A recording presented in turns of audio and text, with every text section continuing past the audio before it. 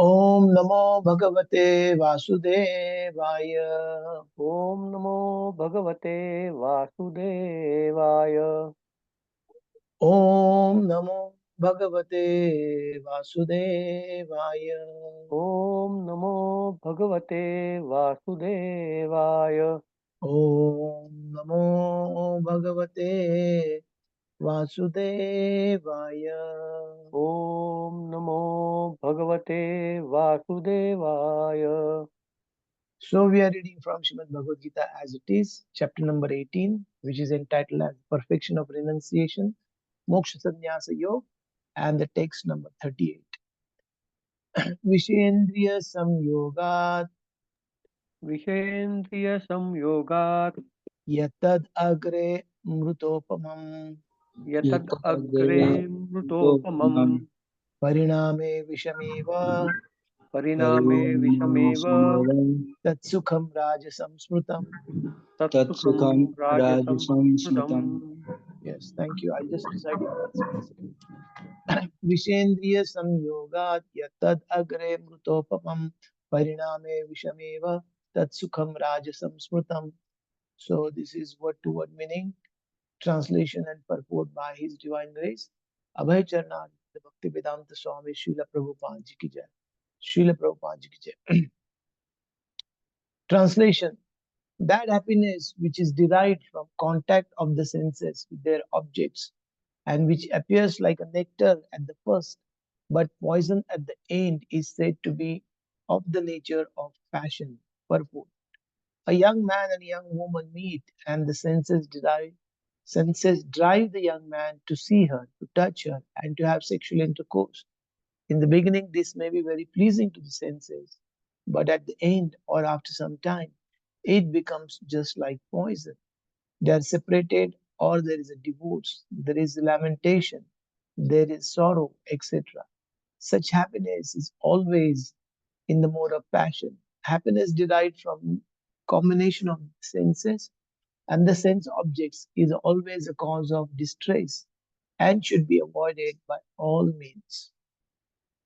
Om Jnanatimirandasya Jnananjana Chakshurunmilitam Yena Tasmai Shri Gurave Namaha.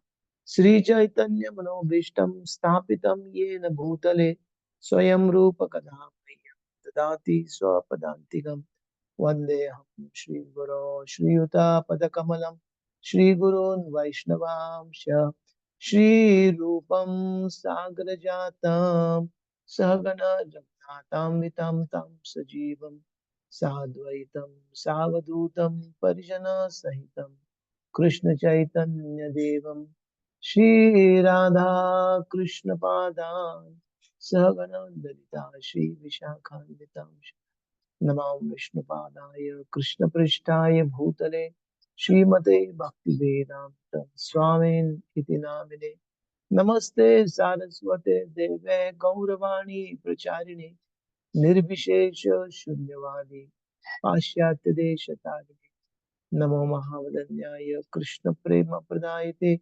Krishnaya Krishna Chaitanya Namane Gautushe Namaha.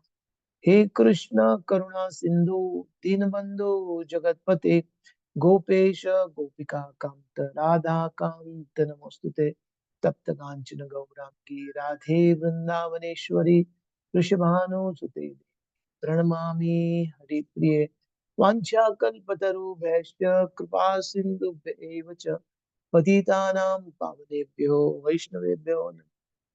जय श्री कृष्ण चैतन्य प्रभु नित्यानंद श्री अद्वैत गदाधर शिवासदि गौर भक्त। हरे कृष्णा कृष्ण कृष्ण हरे हरे, हरे राम राम राम हरे हरे। मुखं करोति वाचालं पंगुं लंघयते गिरिं यत्कृपातं वन्दे श्रीगुरुं।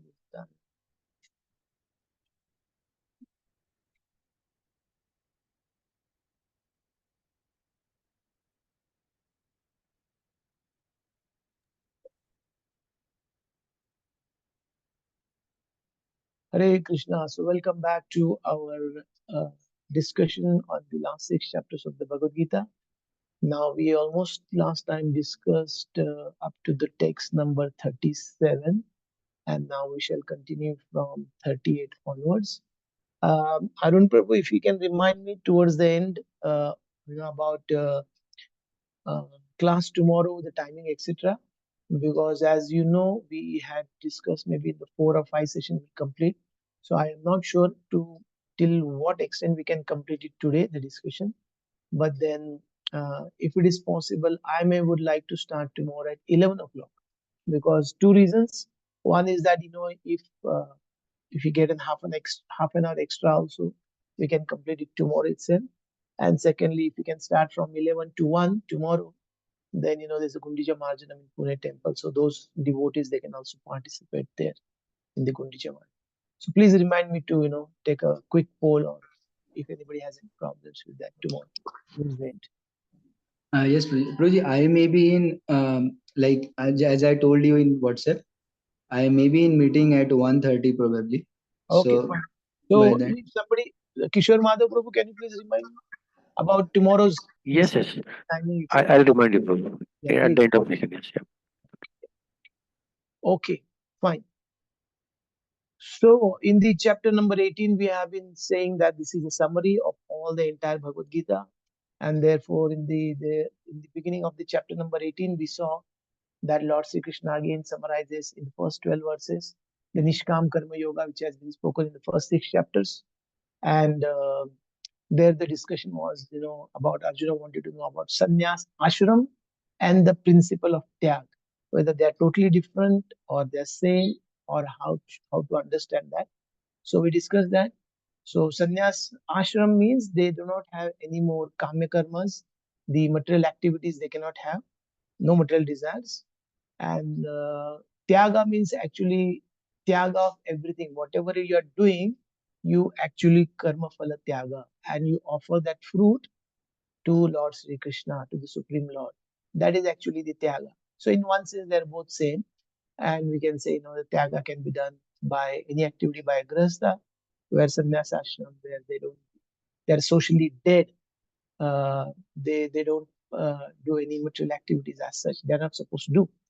So after that, we discussed that, okay, if that is the case, how come some people they are able to do this nishkama karma yoga, not doing any activity without any desires for the results for themselves? How are they able to get, and how are they not able to get any reactions? Because as soon as we do any work, there has to be a reaction. But how are they getting free from the reaction? So the Lord Sri Krishna explains that there are 5 factors actually while you do any work, and because they are actually doing it, dedicating totally to the Lord, they are not getting any reactions. And what is the impetus for them to do such activities is actually Daiva Chaivatra Pancha. Then those five items, 5 things which they contribute to the success of any work, that we discussed. Adhishthanam tatha karta karanam prithak vidhan vividhascha pratak cheshta daiva chaivatra panchamam.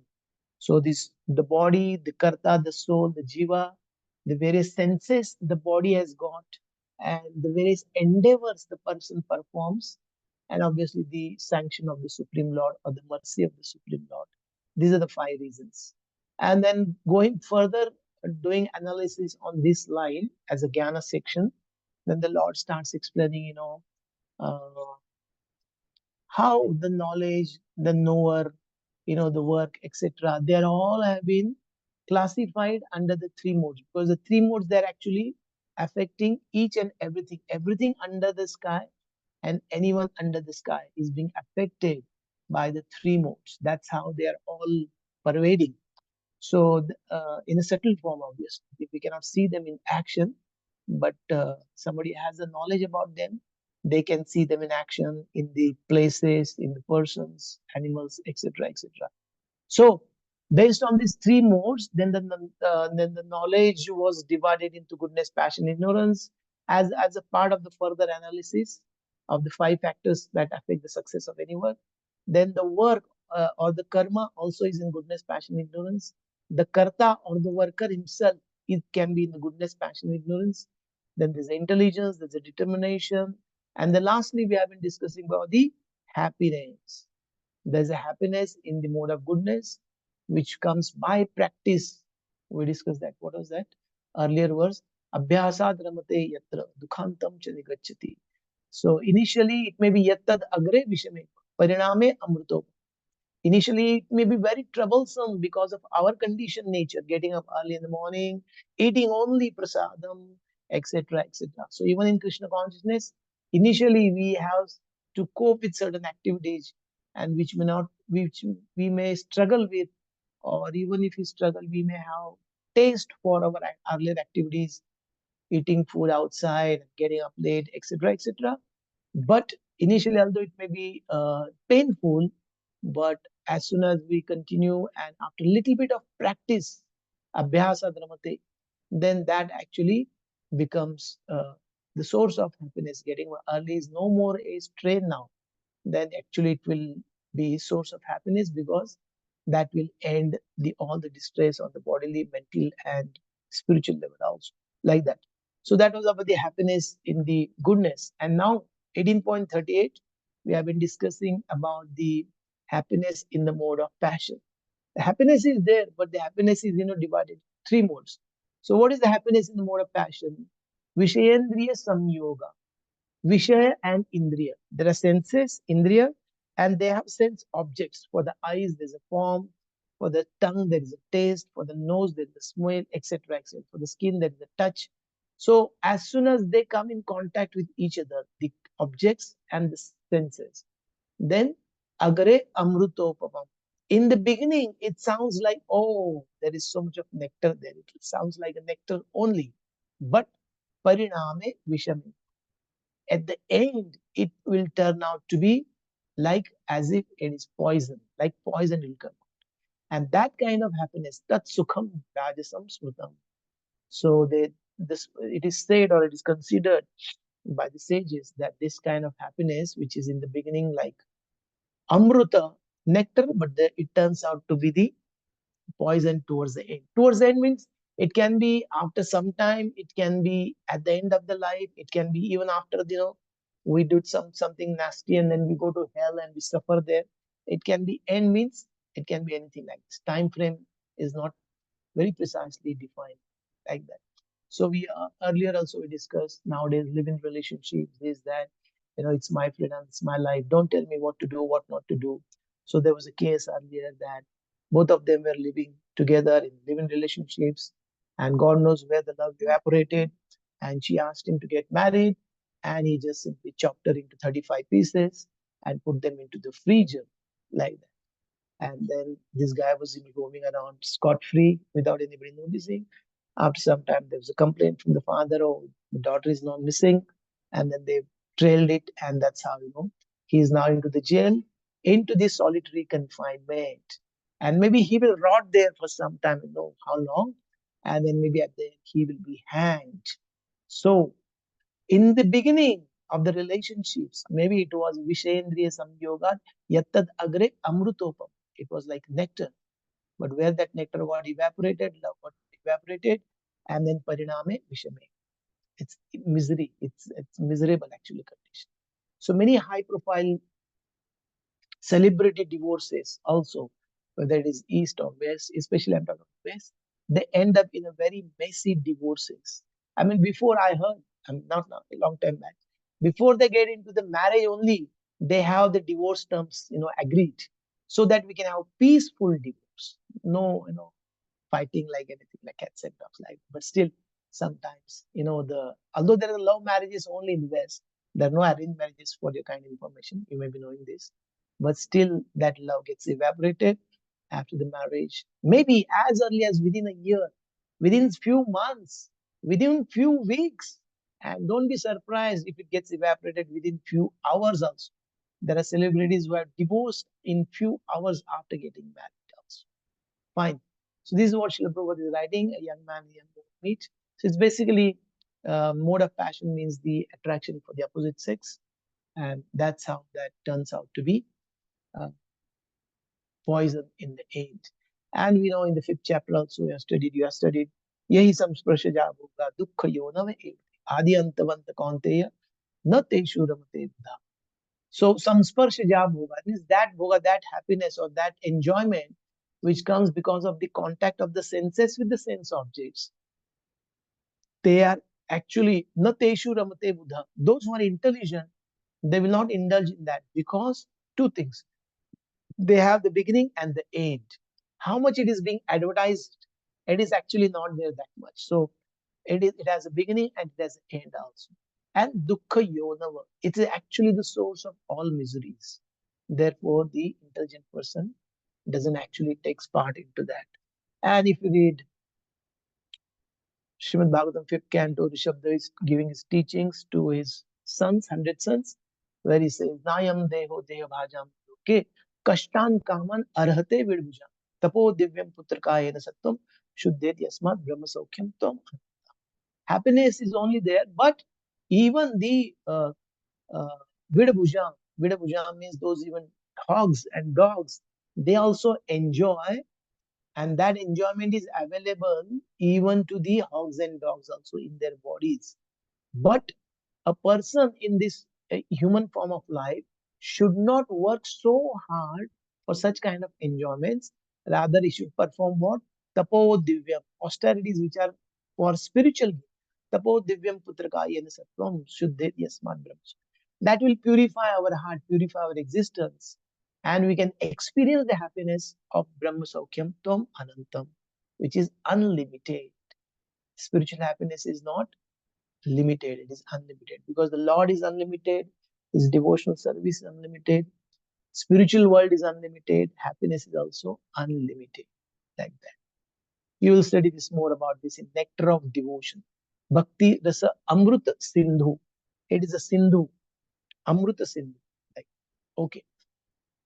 So that was about the more happiness in the mode of passion, and now the happiness in the mode of ignorance. 18.39.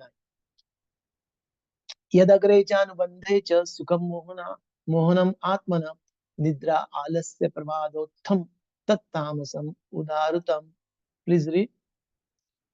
Kishore Madhav, can you read translation? Yes, Prabhu. And that happiness which is blind to self-realization, which is delusion from beginning to the end, and which arises from sleep, laziness, and illusion, is said to be the nature of ignorance. Please read the small part. Yeah. One who takes pleasure in laziness and in sleep is certainly in the mode of darkness, ignorance, and one who has no idea how to act and how not to act is also in the mode of ignorance. For the person in the mode of ignorance, everything is illusion. There is no happiness either in the beginning or at the end. For the person in the mode of passion, there might be some kind of ephemeral happiness in the beginning and at the end distress. But for the person in mode of ignorance, there is only distress both in the beginning and at the end. Okay. It is actually blind to self-realization, illusion of the self. Mohanam Atman. Yatadagre chanubandhe. Anubandhe uh, means delusion from the beginning to the end. Nidra alasya pramad, which is arising. Prabhadottham, it is arising out of Nidra, alasya, and pramad. We have been discussing this whenever we discuss about mode of ignorance. This is there. They don't know. Mode of ignorance is opposite of mode of goodness. In the mode of goodness, there is a knowledge, right? Where in the mode of ignorance, there is an illusion. They don't know. And the mode of goodness, there is a person is alert, where here it is lazy, illusioned, and sleepy, like that. That is a mode of ignorance. So the drugs, alcohol, all those things, smoking, etc. Somebody's lying in the gutter.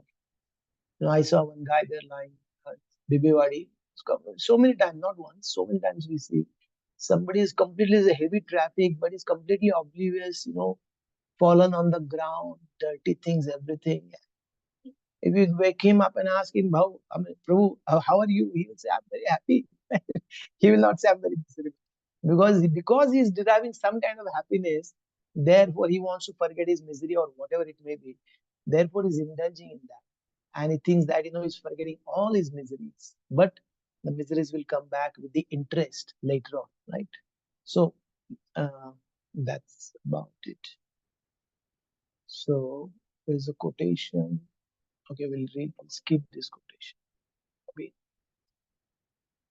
So that was the about the mode of ignorance. Now, Lord Sri Krishna is going to summarize the entire section about the whatever we discussed based on the three modes, divisions based on the three modes in the next verse 18.4. न तद् अस्ति पृथिव्यां वा दिविदेवेषु वा पुनः सत्त्वं प्रकृतिर्जैर्मुक्तं यद् एभिः स्यात् त्रिभिर्गुणे. Please read, Prerna Mataji. There is no being existing either here or among the demigods in the higher planetary systems, which is freed from these three modes born of material nature. Yeah, Purport. The, the Lord here summarizes the total influence of the three modes of material nature all over the universe. Hare Krishna. thank you. So everything and anything under the sky is influenced. Maybe it is on the Bhuloka, on the Prithvi, on the Earth planet, or maybe in the hills. Many times we see demigods, like in the sixth canto, we have been studying how Indra, although demigods are generally to be in the mode of goodness, but there is sometimes the Indra is watching the dance of the Apsaras. Gandharvas are singing. He's sitting on the throne with his wife, and all way place enjoyment is going on. And Brihaspati, spiritual master, enters, and he sees him, but willfully he neglects. He doesn't get up. He doesn't offer him any welcome, and that's how that disease of ignoring, committing offense, being proud of his opulence is noted by spiritual master, and that's how then he's being cursed, and the demigods are being defeated by the demons, and they lose their kingdom also. So nothing, entire place in this Brahmanda is being influenced by the three modes: the place, the objects, the people, the animals. Everybody is being affected by the three modes. Only a pure devotee, sagunan samati tetyan brahma bhuyai, although he may be living in the material world, uh, but he is beyond the influence of the three modes. So that is the thing. So this has been told by Lord Sri Krishna earlier, also in the seventh chapter before, the verse before that, Daivi Hesha Gunamay. There's a verse, Tribir Gunamayer Bhaver Ebi Sarvamidam Jagat Mohitam Na Vijanati Mamebhya Param. Because everyone in this world, they are actually being influenced by the three modes. They are mohitam na vijanti. They don't know me. They are not able to understand me. That I am the supreme mamebhya param avyayam. I am the transcendental and inexhaustible. I am the beyond the three modes. They do not understand because they are influenced by the three modes, like that. Okay. So there is one quotation here. Maybe we can read this. So who's there? Yamuna Vilas Prabhu, can you please read from the screen?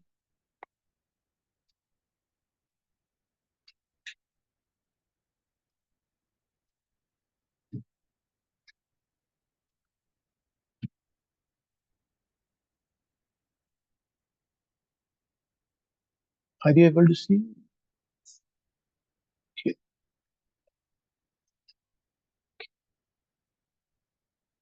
I think I'm not able to hear somehow. One second. May I read, Guruji? Yeah, are others are able to hear you? Yes, Prabhuji, we can hear you and screen is also visible. Yamuna Vilas Prabhu, are you able to read? No? Oh, I'm not able to hear him. You are able to hear him, Mukund Prabhu? Yamuna Vilas Prabhu? No, No, Yamuna no, we are not able to he is not hear Kunpa able. Prabhu. Okay. Okay, you can read Mukund Prabhu. No problem. Okay, so Bhagavad Gita 18.14, no one is free from three modes. So Krishna says that these three modes of material nature is current all over the universe, even in the topmost planet down to the lowest planet. Therefore, he says, Natad asti pruthyam va daivi deveshu va punah. Pruthyam means in this earth, on this earth, or in the other higher planetary system, or even the heavenly planets. Everywhere, Sattvam Prakriti Jaira Muktam. Now, nowhere anyone is free from the influence of these modes of material nature. Sattvam means existence. Sattvam Prakriti Jaya means by the material nature. Gunai means the modes. These goodness, passion, and ignorance. Yadai bhi, yad abhi, syat tribir guna. Everything, everywhere, even amongst the plant life, beast life, these these three gunas are working just like some trees, they are useless, neither produce any nice fruit nor flower. That is the third class in ignorance and in animals also. Just like cows, they are first class animal in the modes of goodness, supplying so valuable nutritious food milk, but the cats and dogs, they are third class animals. This is the calculation of this of the three modes of material nature, either human being or animal or trees, birds, everywhere Krishna says, or in the higher planetary system, everywhere these three modes of material nature is working.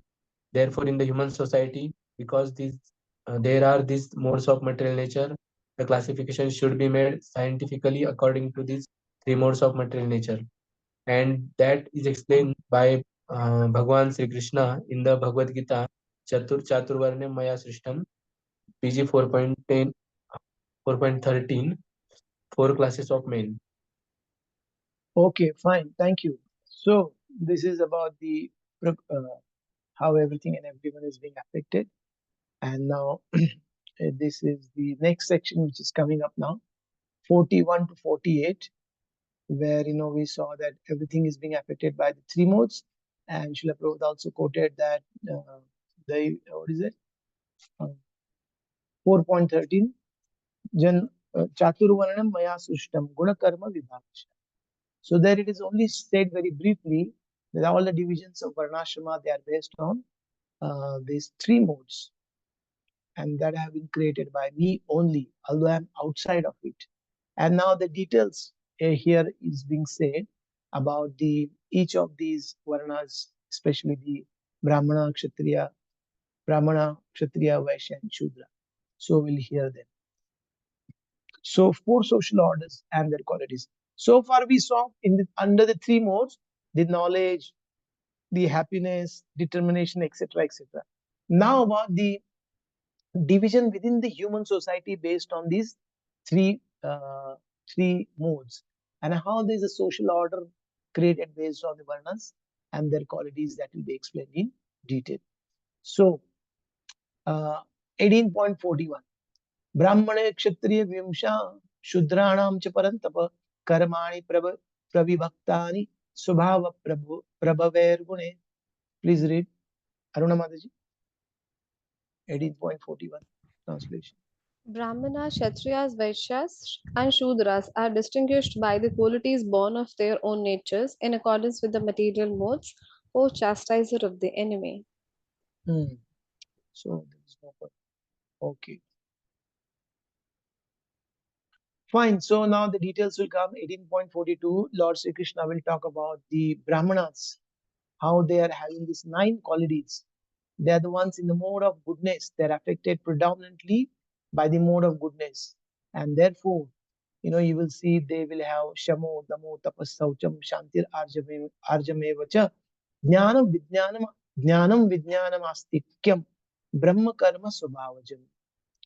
Please read. Prasanna Gopal. Peacefulness, self-control, austerity, purity, tolerance, honesty, knowledge, wisdom, and religiousness. These are natural qualities by which the Brahmanas work. We are born into a particular mode.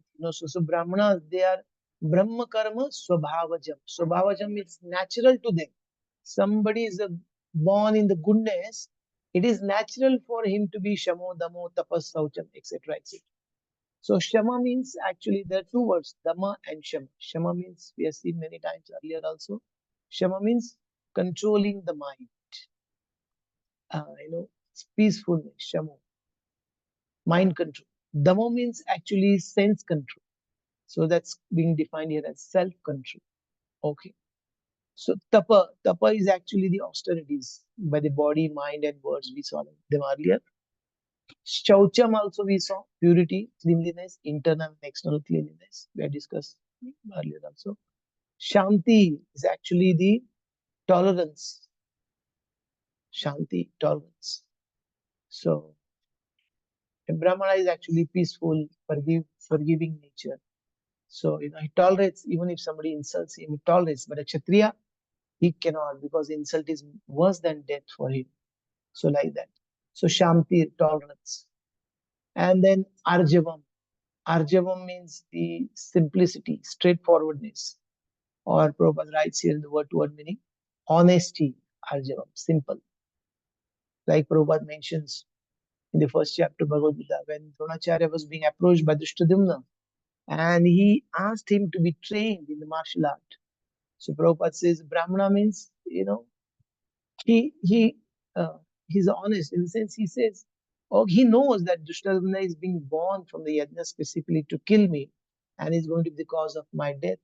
But still, he's says, okay, fine, death is going to come anyhow one day. I cannot avoid it. So why not to go away from my duty? Let me perform my duty. That no matter whether it's going to kill me or whatever. So Arjavam, honesty, straightforwardness. Jnanam, that's about the knowledge of the scriptures. One is able to distinguish matter, spirit.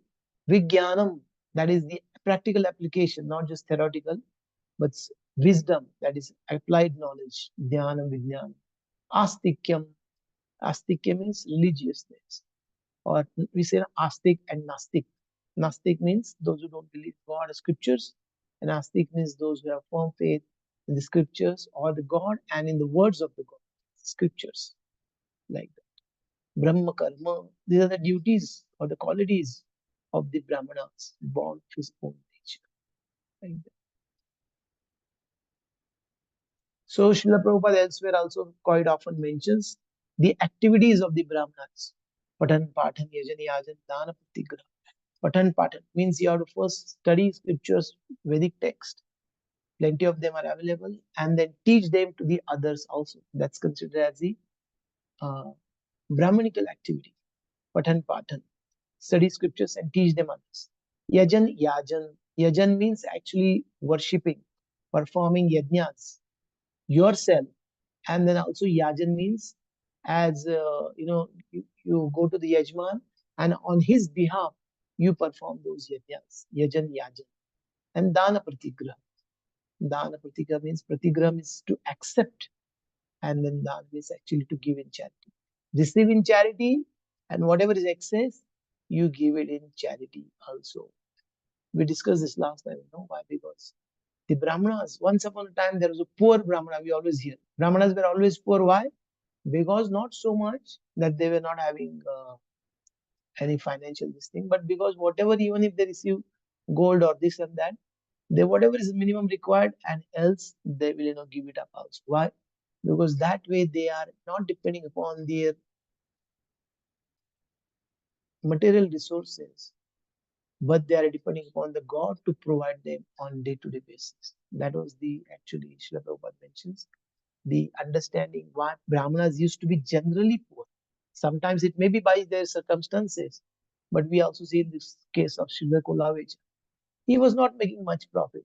But although whatever less price he was giving, Nima used to go and bargain that also and make it, bring it down also. And then whatever small profit he used to make, that also 50% was going for performing Ganga Puja. That is the qualities of the Brahmanas. Okay. So there's a quotation, and somebody can read from the screen. 18.42. So Yamuna Vilas Prabhu, are you able to read now? Your things are okay there? Can you hear me, Prabhuji? Yes, we can. Now you can please read. Yes. Bhagavad Gita 18.42. If you become master of the senses, then you are a Brahman. So this Krishna consciousness movement is that for the time being, we are trying to create a section of men, not from India, not from Hindus. Never. Krishna never said that these things can be done only in India and amongst this section, the Hindu. No, it is open for everyone. It is open for everyone. Just like if you start an engineering college, does it mean that it is meant for Hindus or Muslims or a certain nationality? No. It should be open for everyone. Anyone who wants to become a Brahmana, he can become Brahmana. Sama means controlling the sense, controlling the mind. In every circumstances, mind is steady. That is called sama. And dhamma means senses, controlling the senses. My tongue is dried up, asking for a cigarette. Now, if I am a Brahmana, then I shall say No, you cannot smoke. That is Dhamma. That is Dhamma. Senses may dictate me. We are now at the present moment, we are all servants of the senses. I have already explained that our real occupational duty is to become a servant. So instead of becoming servant of Krishna, we are now servant of our senses. This is our material life. So if you, instead of becoming servant of the senses, if you become master of the senses, then you are a Brahmana. Then you are a Brahmana. Not that you remain a servant of the senses. And because you are born in a Brahmana family, you remain a Brahmana. This is miscalculation. This is not allowed. If you acquire this qualification, then you are a Brahmana. So is it very difficult? Simply there is no training center. Throughout the whole world, there is no such training department.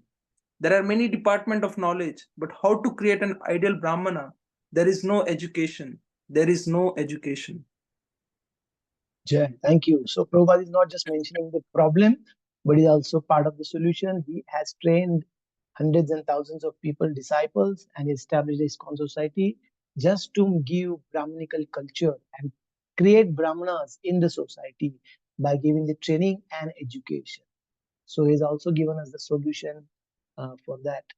And he used to say often that today's society, like Shudras, they are actually ruling people. They are not having any direction from the scriptures. Earlier time, the Kshatriyas, the rulers, administrators, they were being guided by the Rishi Munis and the Brahmanas. They used to have gurus even in their darbar assembly. But nowadays they don't hear to us. They don't take any direction from the Brahmanas. So we need to create Brahmanas. That's actually the head of the social body. Just like in our body, there's a head, there's arms, there's a belly, and there are legs. So similarly, Shudras are compared to legs, Vaishyas compared to the belly, arms compared to the Kshatriyas, and head is compared to the Brahmanas. So he said, ISKCON is giving head to the society. Today, the society is headless, and they're going in some different direction, which they themselves also do not know. They're going very fast, but they don't know where they are heading, like that. So that's the what Srila Prabhupada is trying to do. So now the next, after the Brahmanas, Shamodamo Tapas, the Kshatriyas, 18.43. Shauryam Tejo Dhutirdakshyam Yuddhe Chapapalayanam Danamishwara Bhavascha Kshatram Karma Sabhavajam. Please read. Madhav Harinam, you can read.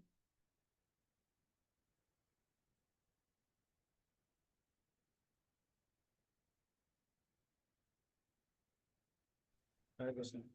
Yes, Hare Krishna. Shraddha Karma Siddhava. 18.43. Wisdom, power, determination,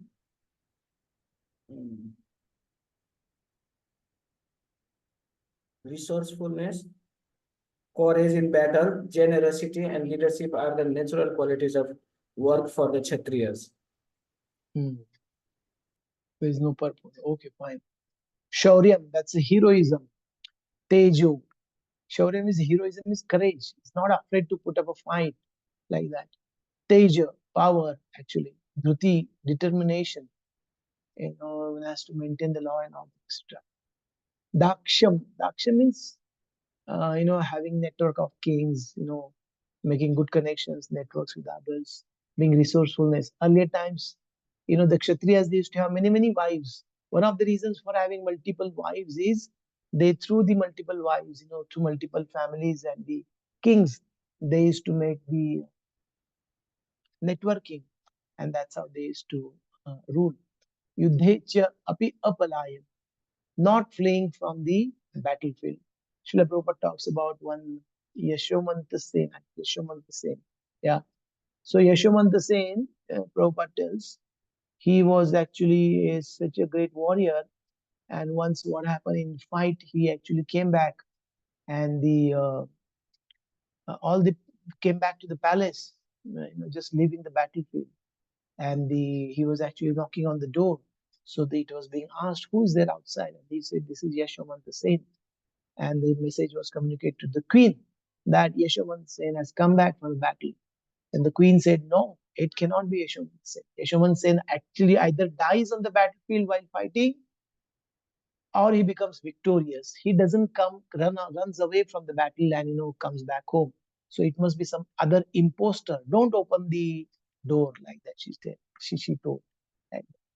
So we saw this in the Mahabharata also. In the Virata's kingdom, Arjuna and all the Pandavas, they have changed their dresses and taken different profession to remain incognito.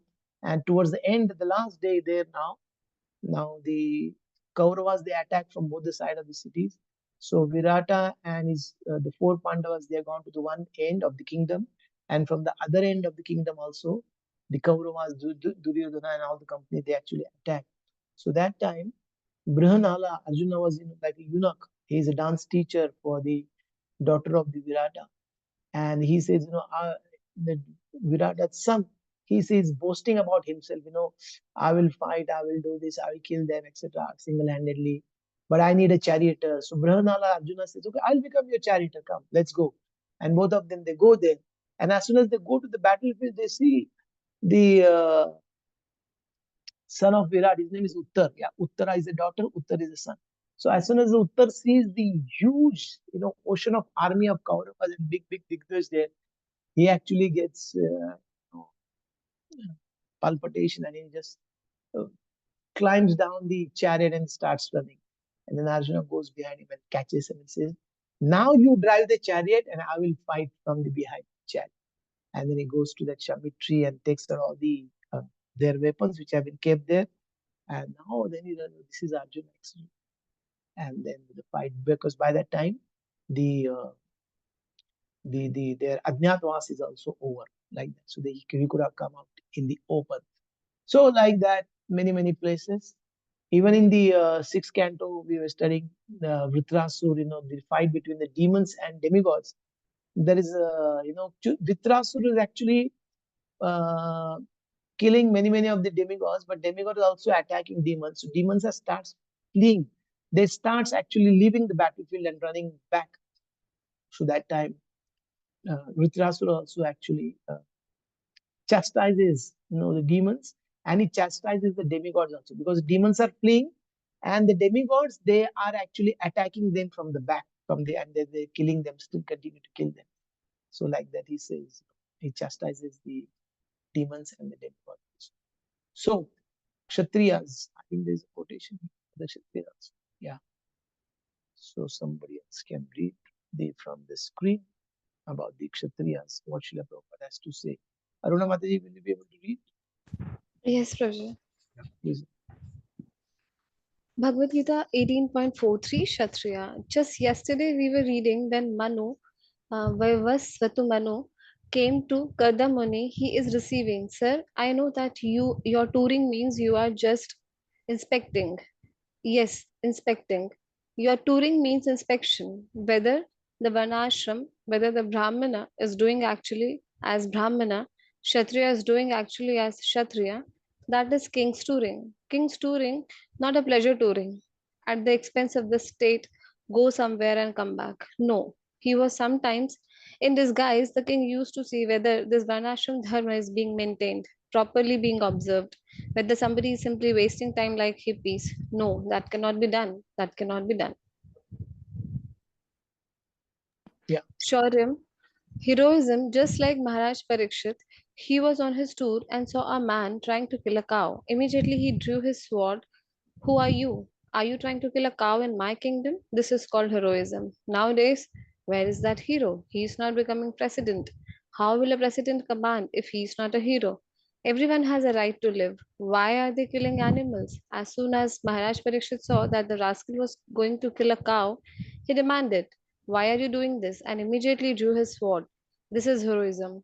Ishvara Bhava. The Pandavas were Kshatriyas, therefore they needed to rule. Since Duryodhana refused to return their kingdom, they had to fight the battle of Kurukshetra. Okay. So that's about the Kshatriya and their qualities. And now next, the activities of Vaishya and the Shudras. Earlier, the Brahmanas and the Kshatriyas, Lord Sri Krishna actually mentioned their qualities, principles by which they live. Not so much about their activities, but now about the Vaishyas and Shudras. Again, Srila Baldev Vidyabhushan says this is not a very exhaustive list, but some indications. 18.44. Krushi Goraksha Vanijyam Vaishya Karma Swabhavajam Paricharyatmakam Karma Shudrasyapi Swabhavajam. Please read. Namanajiti Mataji.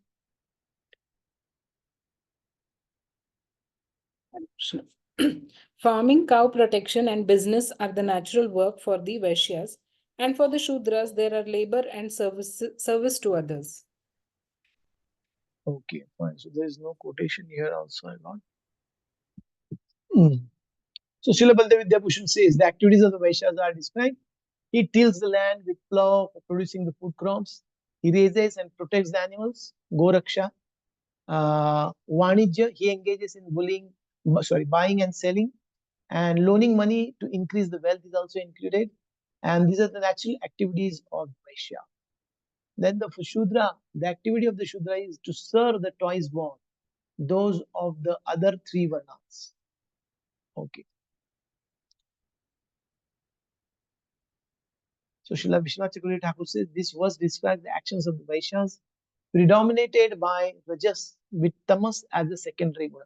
So Vaishyas are actually in Rajas and Tamas, and actually the Shudras are actually uh, Tamas only. The verse also speaks of the Shudras in whom Tamas predominates and Rajas is secondary. Serving the Vaishyas, Kshatriyas and Brahmanas, Paricharyatmakam is the activity of the Shudras. So there is a quotation, yes, there's from Bhagavatam 9 Canto. I'm just getting it from the Vedabase, 9:15:40. So we can read from the screen also here. So Isha Mataji, can you please read? Yes. You can just read the translation and the purport, yeah. The duty of a Brahmana is to culture the quality of forgiveness, which is illuminating like a sun. The Supreme Personality of Godhead, Hari, is pleased with those who are forgiving. Purport also shall be. Yeah, purport, yeah. Different personalities become beautiful by possessing different qualities. Chanakya Pandit says that the cuckoo bird, although very black, is the beautiful because of its sweet voice. Similarly, a woman becomes beautiful by her chastity and faithfulness to her husband, and an ugly person becomes beautiful when he becomes a learned scholar. In the same way, Brahmana, Kshatriya, Vaishya, and Shudra become beautiful by their qualities.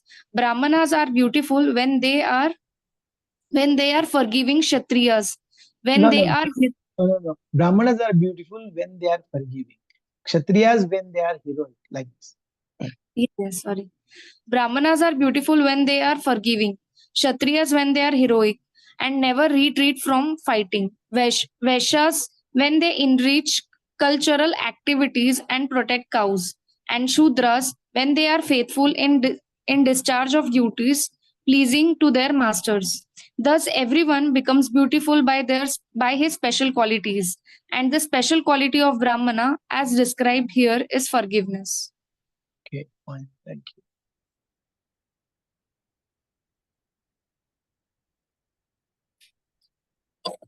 So,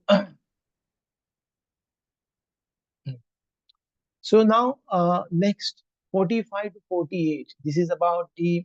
I mean, we have been discussing about these different items in the mode of goodness, passion, ignorance, knowledge, happiness, determination, etc.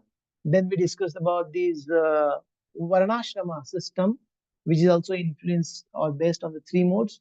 And now 45 to 48, going further in the next four verses, the Varna under the Varnashrama system, the importance of sticking to one's prescribed duty and how by simply discharging one's prescribed duties and offering fruits to the Supreme Lord, one can achieve perfection. That will be actually explained going further. So this is in the context of Varnashrama only this is being explained. 18.45. स्वे स्वे कर्मणि अभिरत संसिद्धिं लभते नर Swakarma nirata siddhim yatha vindanti tachshunu. Please read Sundari Palika 1.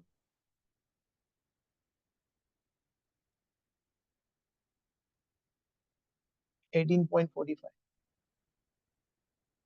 We are not able to hear you. I think something wrong with your. Okay, I'll just read. By following his qualities of work, every man can become perfect.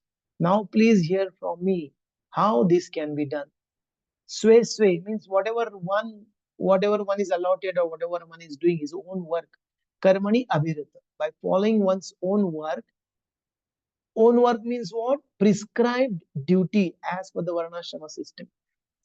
Some siddhim, one can achieve the perfection. Labate nara, a man can achieve perfection. Swakarma nirata, by his own duty, by engaged in his own duty, he will achieve perfection. Siddhim yatha vindati tatshu. So how he can attain that perfection, that you hear from me. Like that Krishna is saying. A small doubt, can I ask? Yes. Okay. For Brahmana, just a few minutes back, we read that it is forgiveness, quality of forgiveness. But in devotional service, the forgiveness is common quality. One should have that tunatapi sunishar tarvapi sahishnana. It is common for everyone, irrespective of Brahman, Vaishya, Shudra, Kshatriya, and Shudra.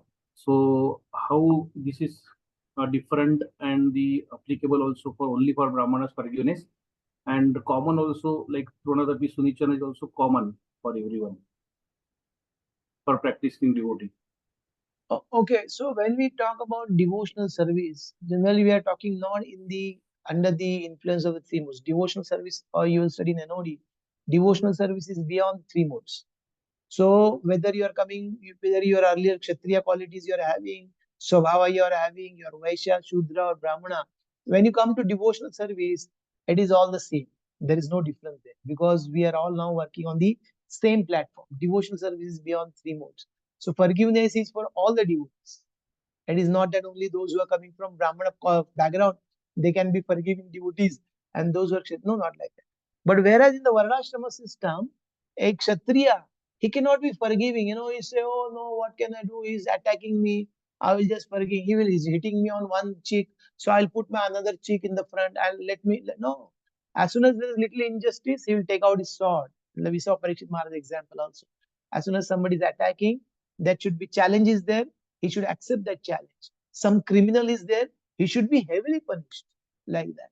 So that is not a forgiveness for Kshatriya. And this is what is being told. You will go further, we'll read how Arjuna being a Kshatriya, he has to follow. All these verses are coming under the context of Varnashrama Dharma because Arjuna being Kshatriya, he should not be forgiving. He should not forgive, oh, this is my grandfather, this is my teacher. Or he should not run away from the battlefield saying that, it is against my sense gratification to kill my grandfather and kill my teacher. No, whether it is my grandfather, teacher, it is my duty to fight a dharmic war like that. So whatever you are, whatever your place, you perform that duty and offer the fruits to the Lord. That is the theme now which is we are going. So for Brahmanas, yes, he is not the one who will take out the sword and keep on fighting. No, he will be forgiven. If anybody insults also, he will forgive. That is the quality. But a Kshatriya cannot. That is by nature is that. So Varnashrama system is one platform we are talking, and devotional service is another platform we are talking. So I hope this makes sense. Yes, sir. Yeah, okay. Fine. Yeah. So the next verse will talk about the same, that karma yoga we have been talking about now. So do your work, and through your work you can even worship the Lord. 18.46. यदा प्रवृत्तिर्भूतानां येन सर्वम् इदं ततं स्वकर्मणा तमभ्यर्च्य सिद्धिं विन्दति मानव. Please read, Prasanna Gopal. Translation: by worship of the Lord, who is the source of all beings and who is all pervading, a man can attain perfection through performing his own work. Yeah, purport. Yeah, you can read purport also. Okay, purport. As stated in the 15th chapter, all living beings are fragmental parts and parcels of the Supreme Lord. Thus, the Supreme Lord is the beginning of all living entities. This is confirmed in the Vedanta Sutra, Janmadhyasya. The Supreme Lord is therefore the beginning of life of every living entity. And as stated in the seventh chapter of Bhagavad Gita, the Supreme Lord, by his two energies, his external energy and internal energy, and is all pervading. Therefore, one should worship the Supreme Lord with his energies. Generally, the Vaishnava devotees worship the Supreme Lord with his internal energy. His external energy is the perverted reflection of the internal energy. The external energy is the background, but the Supreme Lord, by the expansion of his plenary portion of the Paramatma, is situated everywhere. He is the super soul of all demigods, all human beings, all animals, everywhere. One should therefore know that as part and parcel of the Supreme Lord, one has his duty to render service unto the Supreme. Everyone should be engaged in the devotional service to the Lord in full Krishna consciousness. This is recommended in this verse. Okay, just stop here. Okay, I'll just explain a few things because otherwise it may be a little difficult to understand what's going on here. So, although this talks about on the background of the Varnashrama Dharma, but Prabhupada always gives Krishna conscious purpose. We have seen this, right? So, therefore, Prabhupada is talking about devotional services, right? The devotion, everyone should be engaged in devotional service to the Lord in full Krishna consciousness. That is recommended in this verse. That is correct. That is the final understanding. But what Lord is also saying here is yata pravritti bhutana. Means all the living entities, they have come out from, they are the emanations from the Supreme Lord only. And yena sarvam idam tatam. This is being explained why you should worship the Lord with your work or your activities, respective activities, because everything is emanated from the Supreme Lord, and yena sarvam idam tatam. He is pervading everywhere, like that. Swakarmana tam abhyarcha. By your own activity, by your own prescribed duty, swakarmana tam abhyarcha. Tam means him. Who is that him? The Supreme Lord. Abhyarcha means you have to worship. And what will happen as a result of that? Siddhim vindati man. He will achieve the perfection. So this is which is being prescribed here.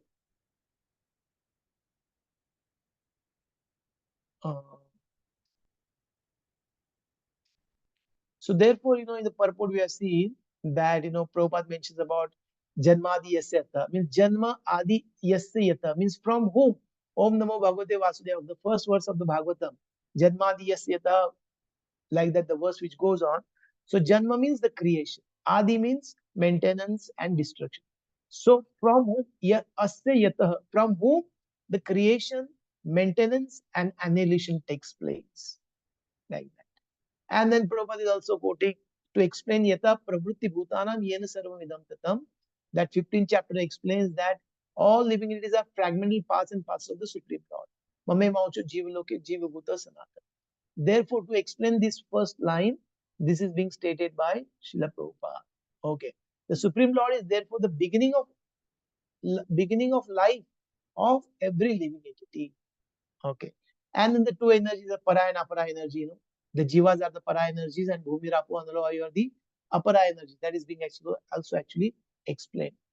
And swakarmana tam abhyarcham siddhim vindati man. Everyone should think that he is engaged in a particular type of occupation by Rishikesha, the master of the senses.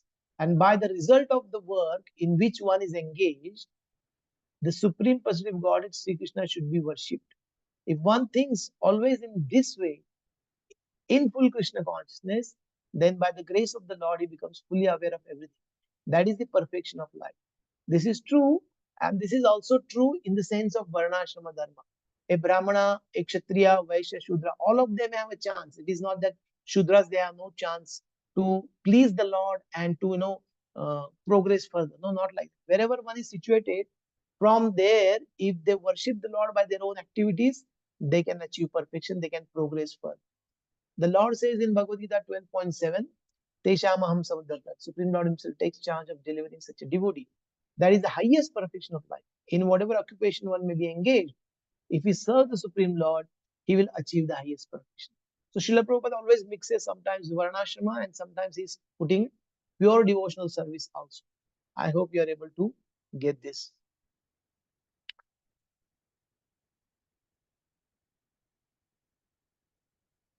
Okay. So whereas somebody can please read from the screen. Yamuna Vilas Prabhu, can you read? Yes, Prabhuji, I can read. Can you hear me, Prabhuji? Yes, yes. Please read. Okay. This is from 3rd canto 29th chapter 15th verse. A devotee must execute. A devotee must execute his prescribed duties, which are glorious without material profit. Without excessive violence, one should regularly perform one's devotional activities. So please read the first two paragraphs of the purport. Yeah. One has to execute his prescribed duties according to his social position as a Brahmana, Kshatriya, Vaishya, or Shudra. The prescribed duties of the four classes of men in human society are also described in Bhagavad Gita. The activities of Brahmanas are to control the senses and to become simple, clean, learned devotees. The Kshatriyas have the spirit for ruling. They are not afraid on the battlefield, and they are charitable. The Vaishyas, or the mercantile class of men, trade in commodities, protect cows, and develop agricultural produce. The Shudras, or labor class, serve the higher classes because they themselves are not very intelligent. From Yeah. every position, as confirmed in Bhagavad Yeah. Please go ahead. From every position, as confirmed in Bhagavad Gita, Swakarmanatam Abhyacharya. Which we are reading now. Yeah. One can serve the Supreme Lord by performing one's prescribed duty. It is not that only the Brahmanas can serve the Supreme Lord and not the Shudras. Anyone can serve the Supreme Lord by performing his prescribed duties under the direction of a spiritual master or representative of the Supreme Personality of Godhead. No one should think that his prescribed duties are inferior. A Brahmana can serve the Lord by using his intelligence, and the Kshatriya can serve the Supreme Lord by using his military arts, just as Arjuna served Krishna. Arjuna was a warrior. He had no time to study Vedanta or other highly intellectual books. The damsels in Vrajadam were girls born of the Vaishya class, and they engaged in protecting cows and producing agriculture. Krishna's foster father Nanda Maharaj and his associates were all Vaishyas.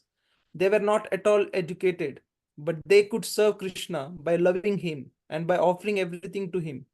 Similarly, there are many instances in which Chandalas or those lower than Shudras have served Krishna. Also, the sage Vidura was considered a Shudra because his mother happened to be a Shudra. There are no distinctions, for it is declared by the Lord in Bhagavad Gita that anyone engaged specifically in devotional service is elevated to the transcendental position without a doubt. Everyone's prescribed duty is glorious if it is performed in the devotional service of the Lord, without desire for profit. Such loving service must be performed without reason, without impediment, and spontaneously. Krishna is lovable, and one Well, has yeah, sorry. One has to serve him in whatever capacity one can. That is pure devotional service. okay, fine. Thank you. So the reference here is about performing one's own work, prescribed duty, and offer fruits to the Lord. So I think we have come to our break time. So we'll take a break, 5-6 minutes break, and we'll come back and resume. If anybody has any doubts or questions, please keep them parked, and we'll take them towards the end of the discussion. Thank you.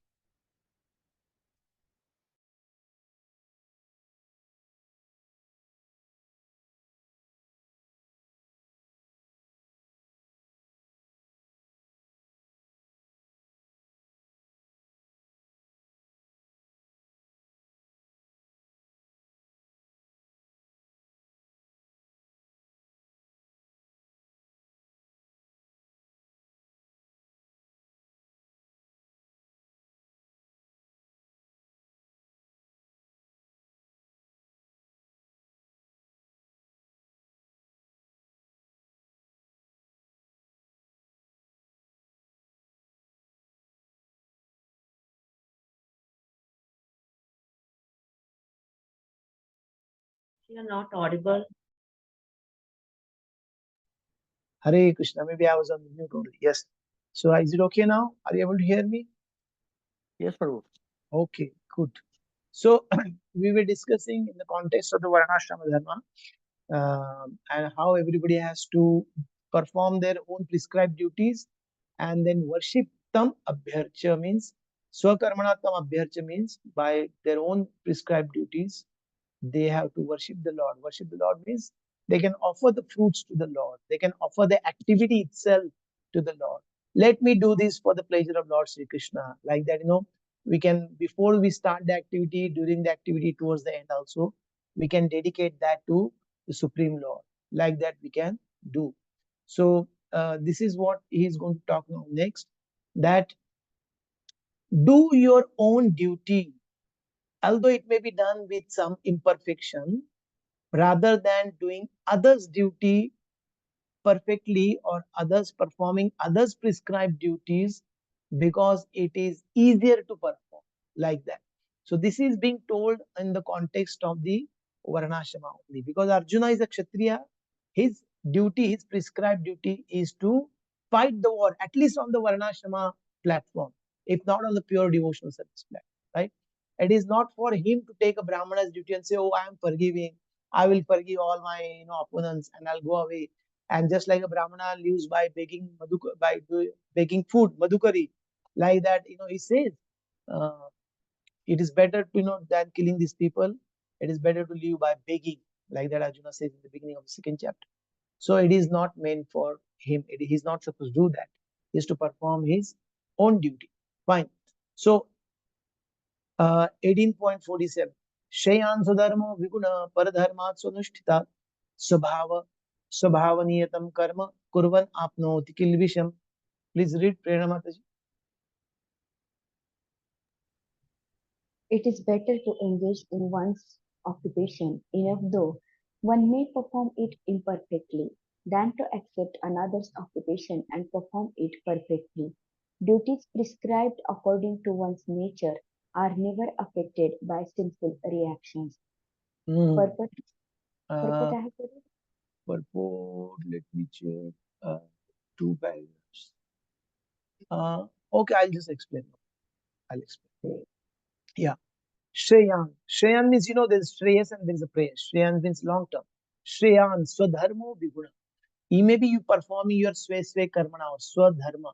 Whatever is being Swadharma is of two types. One is on the material platform, that is Varnashrama Dharma, and on the spiritual platform, serving the Lord. That is ultimate on the spiritual platform. But here is being talked about on the material platform. Shreyan Swadharmo Viguna.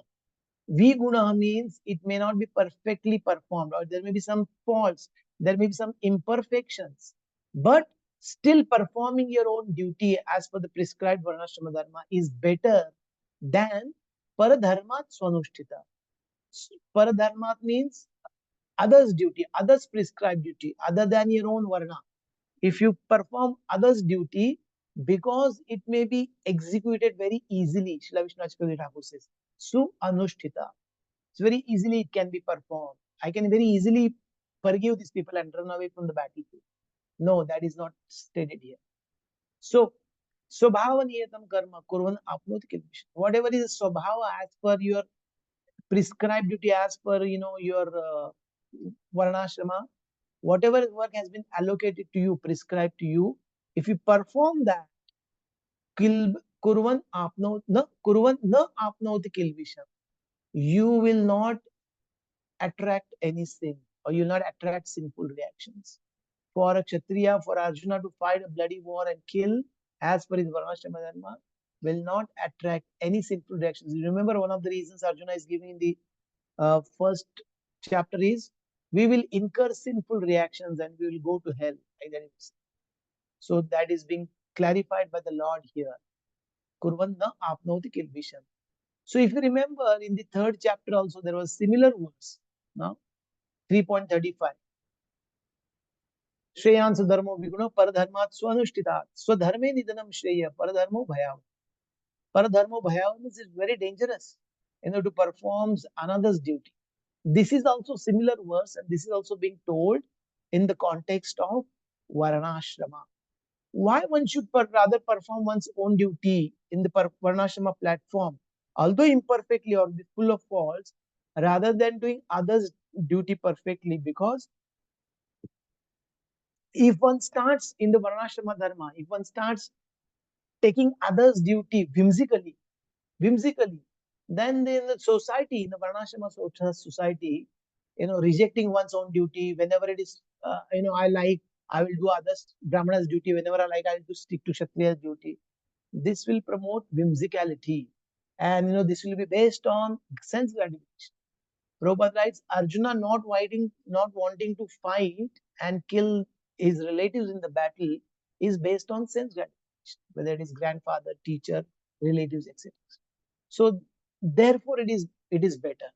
Secondly, also, the Varnashrama system in the Vedic times is so structured that if each one performs their own duty properly, then there's a social order which is being maintained. Each one has been prescribed, and Srila Prabhupada says, just like in our body, uh, that way, uh,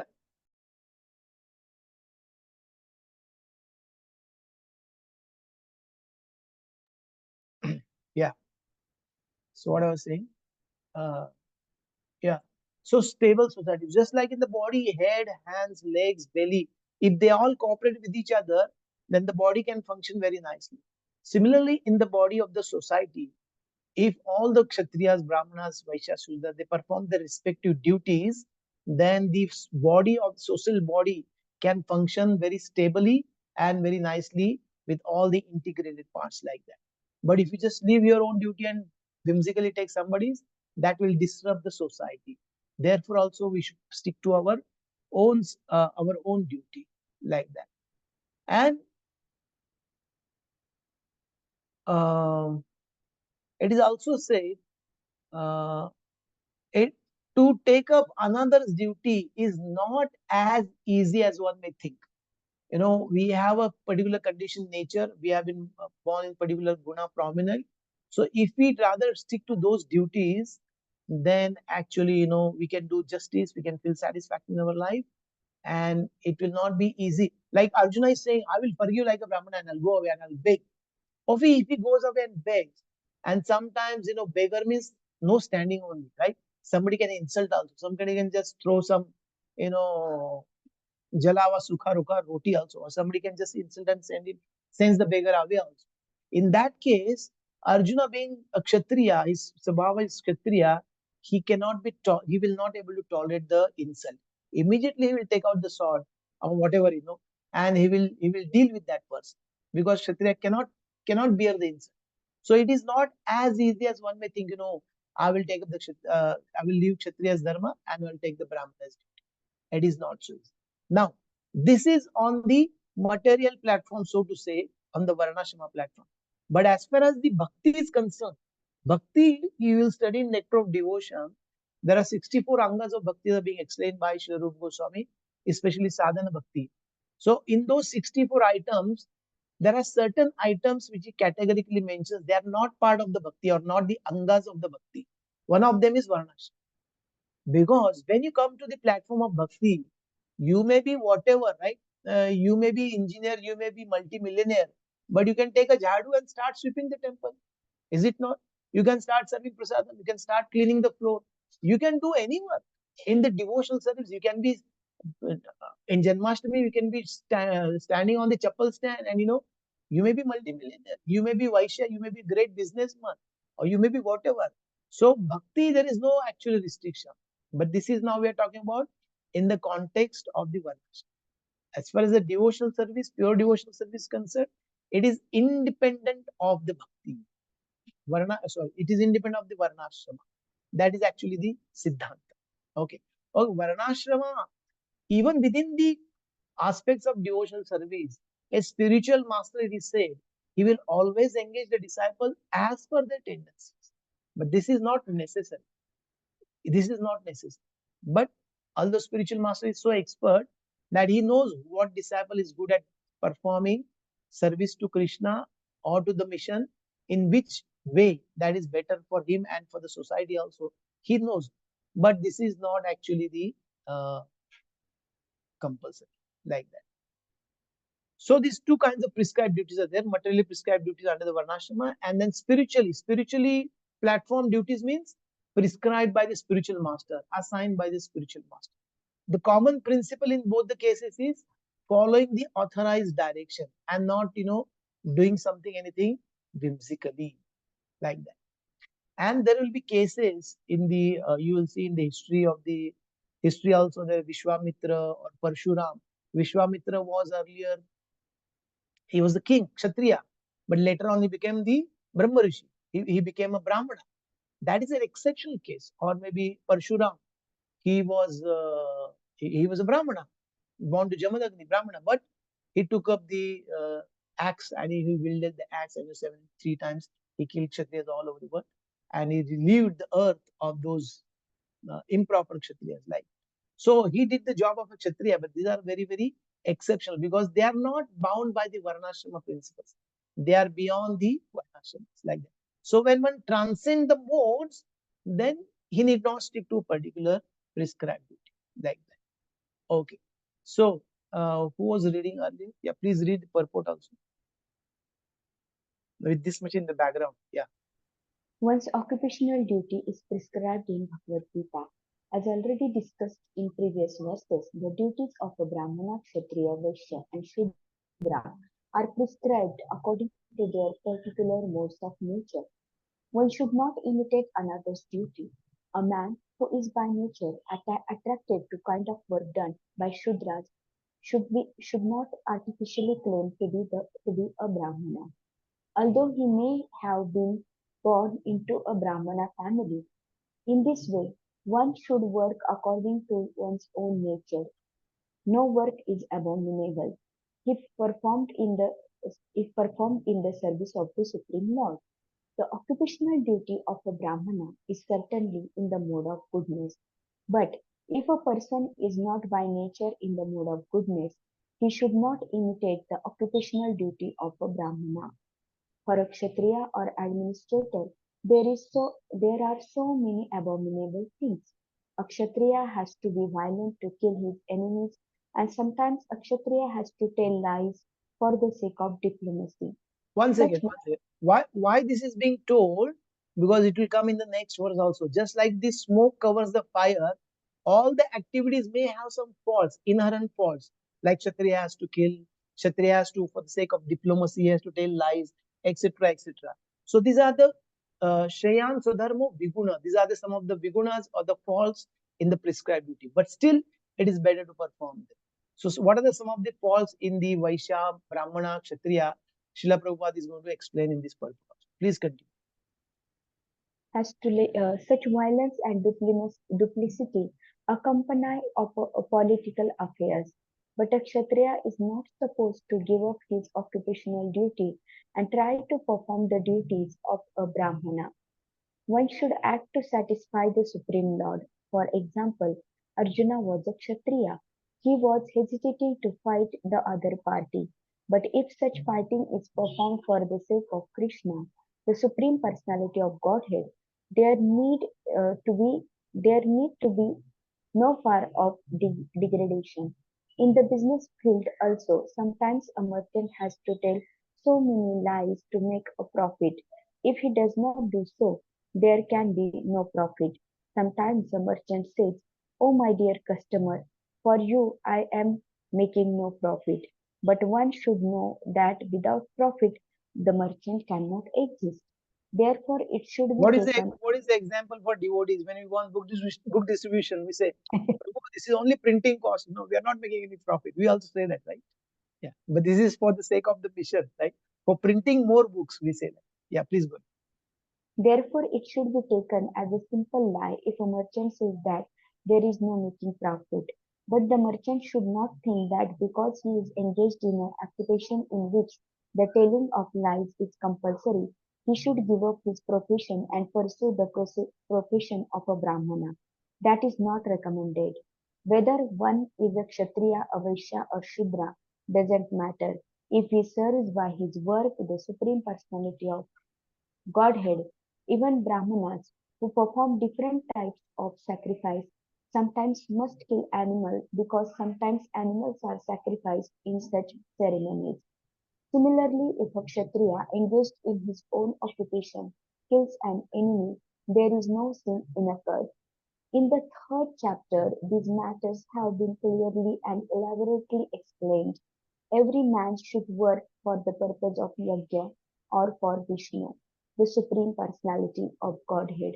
Anything done for personal sense gratification is a cause of bondage. The conclusion is that everyone should be engaged according to the particular mode of nature he has acquired, and he should decide to work only to serve the supreme cause of the Supreme Lord. Hare Krishna. Okay, thank you. So Prabhupada, Srila Prabhupada has very nicely highlighted all the Shreyansu Dharma Viguna. What are these faults or imperfections in the Brahmanas? Sometimes he has to perform the yajna and kill Ashwamedha yajna, Gomedha yajna, and apparently kill. It is not actually killing. We saw that last time. And then Kshatriya has to kill, being violent, being telling lies because of the diplomacy, or a Vaishya has to tell lies, I'm not making any profit. And Shudra also sometimes he has to obey the order of the master. And if the master is a bad person, then he has to still obey his master like that. So these are some of the ways, the faults have been very, very much nicely highlighted by Srila Prabhupada. But this is only in the terms of Varnashrama Dharma. We have to continue our performing our duty. That is better than performing others' duty perfectly, or because it is very easy to do. And by doing this, you will not incur kurvan na apnoti kilvisham. You will not incur any sin. That is being told actually. So next verse talks about the analogy of the fire and the smokes. All endeavors are covered by the some faults, and because they are associated with the three modes in the material world. 18.48. सहजं कर्म कौन्तेय सदोषम् अपि न त्यजेत् सर्वारम्भा हि दोषेण धूमेनाग्निर इवावृताः. Please read Bhakti Lila 18.48. Yes, Prabhuji. Every endeavor is covered by some fault, just as fire is covered by smoke. Therefore, one should not give up the work born of his nature, O son of Kunti, even if such a work is full of fault. Yeah, okay. So its purport is also straightforward. For the examples of faults have been again highlighted, and a very nice analogy is given, this fire and smoke. So please read the purport also. Yes, Prabhuji. Purport. In conditioned life, all work is contaminated by the material modes of nature. Even if one is a Brahmana, he has to perform sacrifice in which animal killing is necessary. Similarly, a Kshatriya, however pious he may be, has to fight enemies. He cannot avoid it. Similarly, a merchant, however pious he may be, must sometime hide his profit to stay in business, or he may sometime have to do business on the black market. These things are necessary, one cannot avoid them. Similarly, even though a man is a Shudra serving a bad master, he has to carry out the order of the master, even though it should not be done. Despite these flaws, one should continue to carry out his prescribed duties, for they are born out of his own nature. A very nice example is given herein. Although fire is pure, still there is a smoke. Its smoke does not make the fire impure. Even though there is a smoke in the fire, and fire is still considered to be the purest of all elements. If one prefer to give up the work of a Kshatriya and take up the occupation of a Brahmana, he is not assured that in the occupation of the Brahmana there are no unpleasant duties. One may then conclude that in the material world, no one can be completely free from the contamination of material nature. This example of fire and smoke is very appropriate in this connection. When in winter time one take a stone from the fire, and sometimes smoke disturb the eyes and other parts of the body, but still one must make use of the fire despite disturbing conditions. Similarly, one should not give up his natural occupation because there are some disturbing elements. Rather, one should be determined to serve the Supreme Lord by his occupational duty in Krishna consciousness. That is the perfectional point. When a particular type of occupation is performed for the satisfaction of the Supreme Lord, all the defect in that particular occupation are purified. When the One, result when the please. result of a work are purified, when connected with the devotional service, one become perfect in seeing the self within, and that is the self-realization. Okay, fine. So sometimes, there is apad dharma. Apad dharma means you can read from the screen also, Mataji. Sometimes emergencies they come. We spoke about nitya karma, naimitya karma, emergency duties. So here you can read the purport, translation and purport. Translation: the supreme duty of the ruling king is to give all protection to law abiding person and to chastise those who stray from the ordinance of the scriptures in ordinary time when there is no emergency. Purport: in the scripture, there is mention of apat dharma or the occupational duty at times of extraordinary happenings. It is said that sometime the great sage Vishwamitra had to live on the flesh of dog in some extraordinary dangerous position. In cases of emergency, one may be allowed to live on the flesh of an animal of all description, but that does not mean that there should be regular slaughterhouses to feed the animal eaters, and that this system should be encouraged by the state. No one should try to live on flesh in ordinary time simply for the sake of palin. If anyone does so, the king or the executive head should punish for him for gross enjoyment. There are regular scriptural injunctions for different person engaged in different occupational duties, and one who follows them is called swadharmastha, or the faithful in one's prescribed duties. In the Bhagavad Gita 18.48, it is advised that one should not give up his occupational prescribed duties even if they are not always flawless. Such a swadharma might be violated in cases of emergency if one is forced by circumstances, but they cannot be violated in ordinary times. The state executive head is to see that such a swadharma is not changed by the followers, whatever it may be, and he should give all protection to the followers of swadharma. The violator is subject to punishment in terms of the Shastra, and the duty of the king to see that everyone strictly follow his occupational duty as prescribed in scripture. Okay, fine. Thank you. So the point was actually only in case of very, very emergency, like that Vishwamitra had that emergency, one may give up his prescribed duty, but otherwise, ordinarily, it is not recommended, even though there are faults in it. Okay. So that was about the three modes, how they control our activities, the knowledge, the intelligence, determination, happiness, etc., etc. So then we also spoke about the varnashrama dharma, and one has to do his prescribed duty and worship the Lord. Now that is the Nishkam Karma Yoga platform. From Nishkam Karma Yoga, how can you go further and go progress in the yoga ladder and go to the Jnana Yoga platform? That will be next described by the Lord. And from again there further Jnana Yoga or Brahman platform, how we can attain to the devotional service or pure devotional service, that will be also explained going next. So a Jnana Yogi is going to be described by Lord next. Asaktam 18.49. Asakta buddhi sarvatra jitatma vigata spruha naishkarmyam siddhim paramam sanyasena adhigacchati. Please read. Kishore Madhav.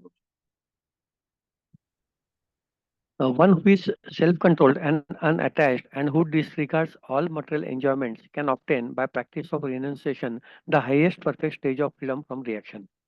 Okay. Continue, Purple Bro. No, thank you. So Lord is described by performing Varnashrama duties, which are under the three modes, and offering the fruits to the Lord, how one can rise in the Karma Yoga from Sakam to Nishkam Karma Yoga practice. Sakam Karma Yoga, it is related to the Lord, but Sakam means one has desires for a particular fruit. Although the fruit may be partially offered to the Lord, still he has looking for the fruits. Nishkam Karma Yoga means he is actually not attached to the fruits. He's offering everything to the Lord, but he still may be attached to the work itself, that kind of activity itself. But now a sannyasi or a jnani yoga means he has to take sannyas compulsory, karma sannyas. He has to give up the fruits, he has to give up the work also, like that for a sannyasi. So activities also are also given up and everything is done for the sake of the Lord. Sat adhik nyas, that is sannyas. Everything for the sake of this supreme absolute truth. That is what is being talked about here. So a sannyasi or a jnani yogi is being described here. And it is being said asakta buddhi. Asakta buddhi means he is not attached to anything. He is not attached to sense gratification. Everywhere, sarvatra, jita atma, he is actually control over these. Atma means, here atma means the mind. Vigata spruha. Spruha means the desires. And he has given up all material desires. That is actually sannyas. Then what happens in such a case? He will achieve perfection. Naishkarmya siddhim paramam. He will achieve perfection of what? Naishkarmya. Naishkarmya means what? Naishkarmya means you have no reactions of the work, whatever is being done. And how that is achieved? Sannyasena adhigacchati. When one buys renounce order of life, one can actually attain this perfectional stage. That is freedom from the reactions. No reactions like that. So, a sannyas is actually spiritual order in the Varnashrama Dharma, but it's more of a consciousness. Srila Prabhupada will explain as compared to, sannyasi in the Krishna consciousness movement also, right? There are also sannyasis. So, sannyasi means what? He does not have any material desires. He is not attached to a particular fruit of his activities like that. And especially doesn't have this doership mentality. He's just acting as instrument in the hands of the. That is a state of consciousness.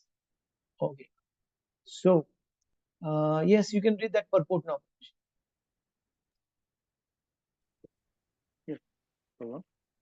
Real renunciations mean that one should always think himself part and parcel of Supreme Lord and therefore think that he has no right to enjoy the result of his work. Since he is part and parcel of Supreme Lord, the result of his work must be enjoyed by the Supreme Lord. This is actually Krishna consciousness. The person acting in Krishna consciousness is really a sannyasi, one in the renounced order of life. By such mentality, one is satisfied because he is actually acting for the Supreme. Thus, he is not attached to anything material. Uh, Thus, he is not attached to anything material. He becomes accustomed to not taking pleasure in anything beyond the transcendental happiness derived from the services of the Lord. A sannyasi is supposed to be free from reaction of his past activities, but a person who is in the Krishna consciousness automatically attains this perfection without even accepting the so-called order of renunciation. The state of mind is called yoga rudha, or the perfectional stage of yoga, as confirmed in third chapter. Yastam atmaratir evasyat. One who is satisfied in himself has no fear of any kind of reaction from his activity. Okay. So, Prabhupada is comparing that Krishna conscious person or a sannyasi in Krishna consciousness, a person who may not be sannyasi but is a Krishna conscious person, he is also a renunciate because he is also doing everything for the sake of the Lord. That way, Prabhupada is explaining in the purport, but what is being explained is in the context of the Varnashrama Dharma that, one who takes to sannyasa, that way he can achieve the perfection by freedom from the reactions of whatever is doing. So this yoga rudha, yoga aruruksha, these terms we have studied earlier, right? In the third chapter or even sixth chapter of the Bhagavad Gita, where the Ashtanga yogi also yoga aruruksha means one who is the beginner. At the beginning, he should not give up the work, the prescribed duty. Why? Because his heart is not yet purified. So prematurely, if somebody gives up the prescribed duty, then actually he will not sustain like that. So for a yoga aruruksha, for the beginning of that spiritual life or beginning of that particular practice, either the Ashtanga yoga or any spiritual practice, he should continue to do the work and also continue his sadhana or whatever his spiritual practices are. At some point of time, when his heart is purified by performing prescribed duties, then he can give up the work completely. He need not do the work and completely focus on meditation or 24 hours meditation of the Supreme Lord. That is what is being explained as the yoga arudha. So Prabhupada is saying Yoga Arudha is the perfectional stage of yoga. And as confirmed in the third chapter, Yasto Atmaratir Evasyat. So there this verse comes, Yasto Atmaratir Evasyat, Atmatruptasya Manava, Atmanevacha Santushtas, Tasya Karyane Vidyate. For such a person, there is no prescribed duty. To whom these three things, Yasto Atmarati, Atmatrupta, Atmanni Eva.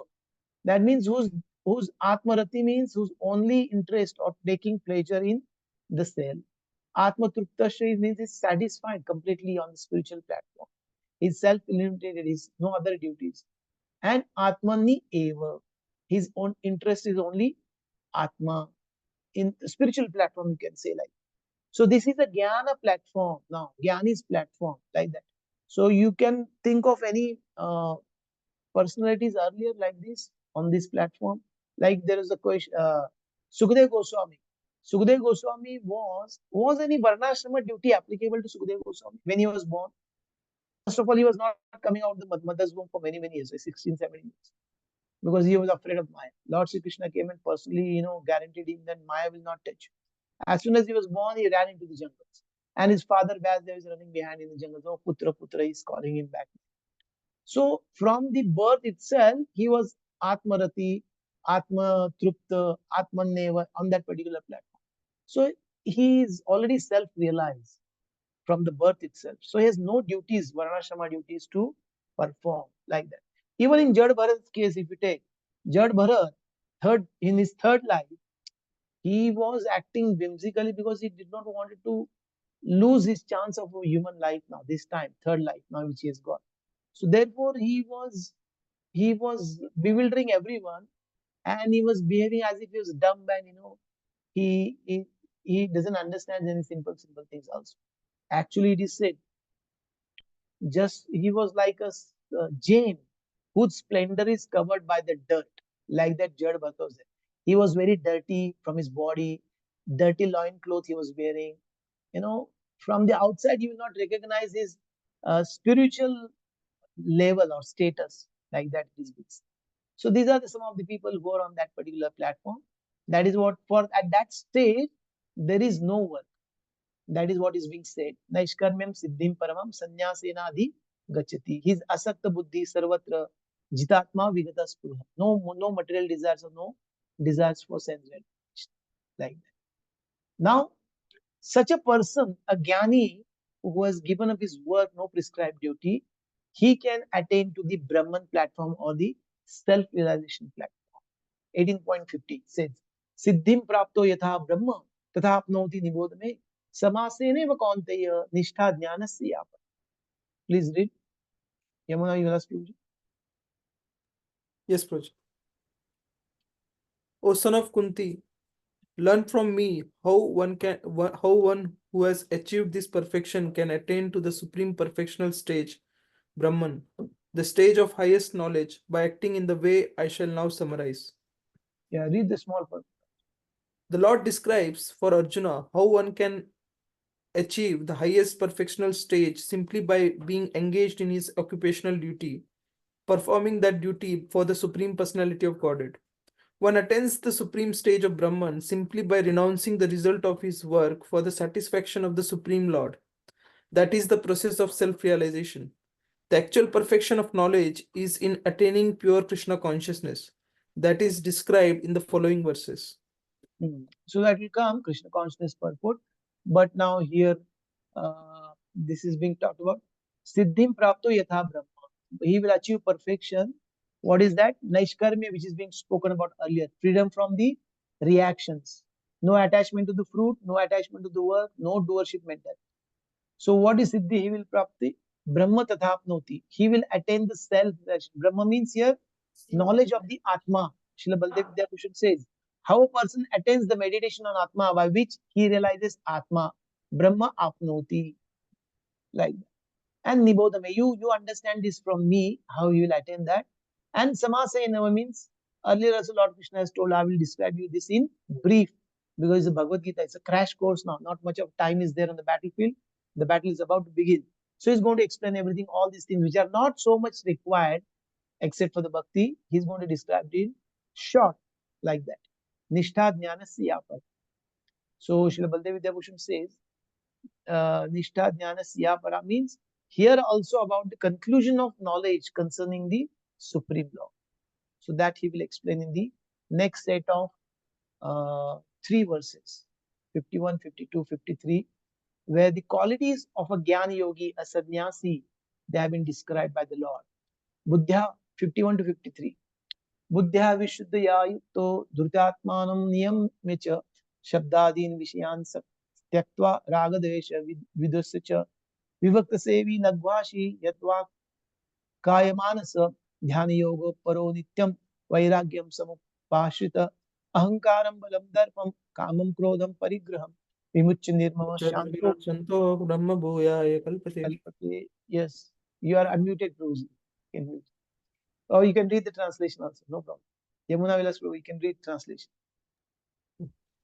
Being purified by his intelligence and controlling the mind with determination, giving up the objects of sense gratification, being freed from attachment and hatred, one who lives in a secluded place, who eats little, who controls his body, mind, and power of speech, who is always in trance and who is detached, free from false ego, false strength, false pride, lust, anger, and acceptance of material things, free from false proprietorship, and peaceful, such a person is certainly elevated to the position of self realization. So I hope you are able to get this, how the yoga ladder progression is happening from the Sakam Karma to Nishkam Karma, Karma Yoga platform to Jnana Yoga platform. And our Jnana Yogi, with such qualities, he will attain to the Brahma Bhuyaya Kalpate. He will attain to the self-realization. Aham Brahmasmi. I am the spirit soul. That understanding, that realization he will have. This is being explained with the Jnana Yogi's qualities. Buddhya Vishuddhaya Yukto means his intelligence is purified. Purified means intelligence is not planning for sense gratification. That is the meaning of Vishuddhaya. No sense enjoyment is thinking of. And Dhrutya Atmana Niyamya means his mind is controlled, regulated. His mind is regulated and with determination. Although there are sense objects all around, but with determination is trying to withdraw them himself from those sense objects. And Shabdadin Vishayan Tyaktva. Again, Shabda Adin means Vishayan. So whatever the sense objects are there for the ears, for the nose, for the tongue, skin, eyes, etc., he is trying to give up that sense gratification. Given up. And also he is giving up what? Raga Dvesho Vidasvicha. Means wherever there is the attachment, oh, I like this. Oh, I don't like this. That I don't like to get up early. Oh, whether I like it, I don't like. I'm giving up the attachment and aversion. Raga Dvesho Vidasvicha. Then what? Vivikta Sevi. Vivikta Sevi means, we have seen this in 13.8 to 12 also, right? Vivikta Desha Sevitvam Aratir Jana Samsiti. So this is not for a devotee. Devotee doesn't like to go and stay in a secluded place. Oh, bahut ho gaya association. Now I will go and stay alone. No. A devotee means a devotional service cannot be practiced without association. But for a jnani, this is recommended. Or a yogi, this is recommended. Staying in the secluded place. Vivikta Sevi. Lagva Ashi. Lagva Ashi means eating very less. Like that. Yat Vak Kaya Manasa. That means he's controlling Vak, Kaya, and Manasa means controlling his body, mind, and speech also. Like that. And Dhyana Yoga Paramo. Dhyana Yoga Paramo means he's meditating on the law. A Jnani also has to meditate. Maybe he's meditating on whatever he's studying in the Vedanta, etc. Like Nityam Vairagyam Samupashita. He's taken the shelter, Ashrita of Vairagya, detachment. Like that. What else? He's free from Ahankaram Balam Darpa. He has, false ego. He's free from false ego and free from the Balam Darpa, that, the pride, false strength, Kama, that is the lust, Krodha, becoming angry, he's given up and is free from anger, and Parigraham, accepting many, many material things, that also he has given up. And Vimuchya Nirmama Shanto. Nirmama means proprietorship. And this is mine. All that mentality is given up. Shanto is very peaceful. And then Brahma Bhuyaya Kalpate. With all such qualities, a Jnana Yogi, he is eligible. Last time we discussed this, Kalpate, means he is eligible for self-realization. Like that. It's one interesting about the Balam. What Srila Bhakti Vidyabhushan says, one thing, one moment. Yeah, free from identification with the body, that is Ahankar. And the Balam means freed from the impressions which increases that identification. So generally strength, somebody's Balam is proud of his, Balam is Sharirik Bal, etc. or Manasik Bal also. But is free from that impression which increases that identification. Free from the pride which causes the strengthening the false identity with the body. Free from the hankering karma for enjoyable atoms. So like that, if you read the purport, all these characteristics have been explained by Srila Prabhupada, and towards the end, he quotes this verse. Nor does he endeavor to acquire sense object. Thus, when he is completely free from false ego, he becomes non-attached to all material things. That is the stage of self-realization of Brahman. That stage is called as Brahma Bhuta stage, which will come in the next verse also. When one is free from the material conception of life, he becomes peaceful and cannot be agitated. This is described in 2.70. Apurimanam achala pratishtam samudramapa pravishanti advat tadvat kamayam pravishanti sarve sashanti mapnoti na kama kami. Just like the rivers are incessantly, especially in the rainy season, continuously throughout the 12 months, the rivers are entering the ocean, but still ocean doesn't leave its the limits like that. Similarly, of course, here these Sthita Prajna's qualities are being explained in 2.70, but the same is applicable for Jnani also. There are some common things. So, although there are so many sense objects and so many thoughts may be entering, but still he is steady. He's not disturbed. He's not agitated by them. Sashanti mapnoti na kam. Like that. Those who are not trying to fulfill those desires, they will remain peaceful. Like. And the last, the famous verse now, 18.54 next. Now, this is the junction between the Jnana and Bhakti Yoga. Because after coming to this platform, Jnana Yoga Brahma Bhuyaya Kalpate, one can go to the Mad Bhaktim Labate Param. After that, one can achieve pure devotional service. So, this verse establishes that pure devotional service is next to the Jnana Yoga's goal of Brahma Bhuyaya Kalpate. So, Srila Prabhupada will mention this in the purport also. Yeah. So, fine. 18.54. Brahmabhuta prasannatmana sochati na kankshati samasarveshu bhuteshu mad bhaktim labate param. One who is thus transcendently situated at once realizes the Supreme Brahman and becomes fully joyful. He never laments or desires to have anything. He is equally disposed towards every living entity. In that state, he attains pure devotional service unto me. So Brahmabhut, one who is Brahmabhuya Kalpate, one who has understand. Prabhupada explained last time, if you remember, Jivabhut and Brahmabhut. Jivabhut means conditioned living entity. And Brahmabhut means now he has realized I am Brahman, Aham Brahmasmi. So self-realized, the Jnani. Brahmabhuta Prasannatma. So one who is such a Jnani, he is now self-realized. I'm spirit soul, I'm not this body. Prasannatma is always remains cheerful. And na sochati na kankshati, he is not hankering, neither lamenting. Oh, I lost this, my dear object. He's not lamenting, nor he is, oh, I don't have this, I need this, I need this. No, he's not actually kankshati na sochati, neither lamenting nor hankering. Sama sarveshu bhuteshu, he is equipoised towards all living entities. And at that state, mad bhaktim labate parang. Mad bhakti means he will attain to my devotional service. And this devotional service is how? Param. Param means, Srila Vishnu Chakravarti Thakur says, Bhakti is superior to Jnana, or Bhakti Yoga is superior to Jnana Yoga, or Bhakti Yoga is the topmost rung in the yoga ladder. That is what this verse is proving. That's how he explains. Mad Bhaktim Labate Param. Bhakti which is superior to Jnana, that he will achieve. Or another explanation he gives, Srila Vishnu Chakravarti Thakur, Mad Bhaktim Labate Param means now we are also doing bhakti, but our bhakti is sadhana bhakti.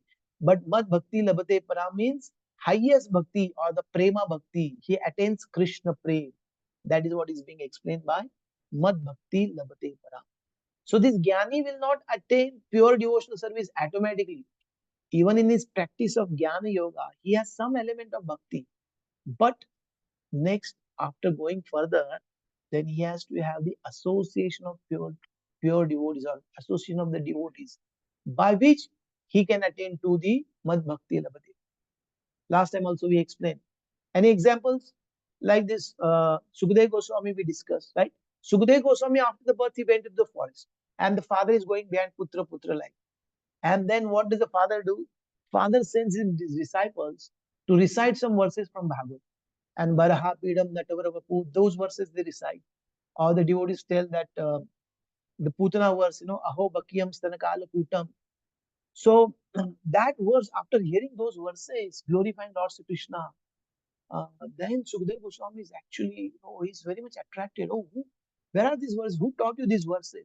Oh, come, you want to learn these verses? We'll take you to father. Your father only taught us. Now you come. And then he bring him back to the father Vasudev. And then at that time, the Jnani or the self-realized Sukadeva Goswami learns Srimad Bhagavatam from his father Vasudev.